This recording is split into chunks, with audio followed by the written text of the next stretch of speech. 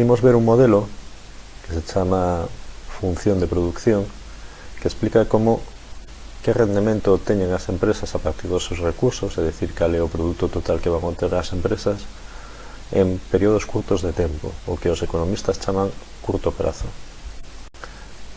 A función de produción defínese como a cantidade máxima que podemos obter de produto nunha empresa determinada ou nun conxunto de empresas, tendo en conta os distintos grados de utilización de factores productivos que se poden dar, e dada tamén unha tecnoloxía que está disponible e é constante. É dicir, é o límite máximo do que se pode producir con determinados factores productivos, unha cantidade fixa de factores productivos. A función de produción no curto prazo entende que a única variable, o único factor variable é o factor traballo. Factores como a terra ou o capital, é dicir, o tamaño da fábrica ou a maquinaria, neste caso o capital productivo, mantéñense constantes neste modelo e o único que varía é o traballo no curto prazo. Isto entendes así porque a curto prazo, é dicir, nun período de tempo pequeno, é difícil variar, pois, por exemplo, cousas como o tamaño da planta, entendendo por planta a fábrica onde se producen os produtos, vale, o establecemento onde se producen os produtos. Isto é complicado de variar no curto prazo, por iso enténdese que no curto prazo o único factor variable é o factor traballo. É dicir, vamos ver un modelo que nos marca unha curva como esta. Chamamos de curva, pero en realidade parece unha liña recta, vale? Por qué? Porque o produto que se obtén é unha proporción directa do traballo que se aplica.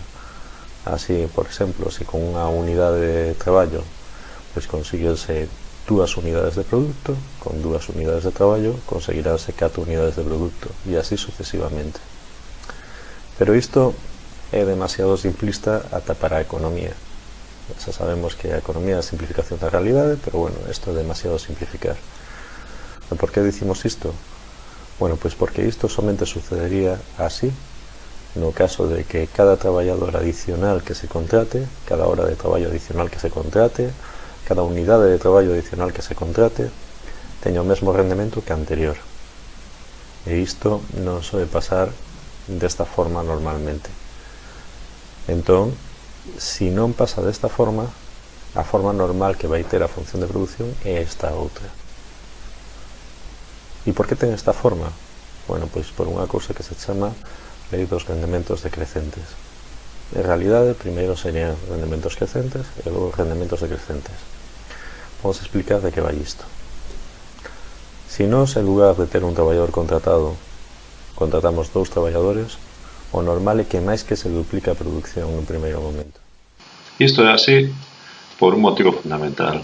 O normal é que cando nós contratamos un traballador máis, é dicir, en lugar de ter un traballador, pois temos 2, o que suceda sexa un aumento do rendemento global, é dicir, 2 traballadores xuntos funcionan mellor que 2 traballadores funcionando independentemente. Isto é así pola creación de sinerxias, é dicir, economías de equipo. Cando traballamos en equipo facemos as cousas mellor.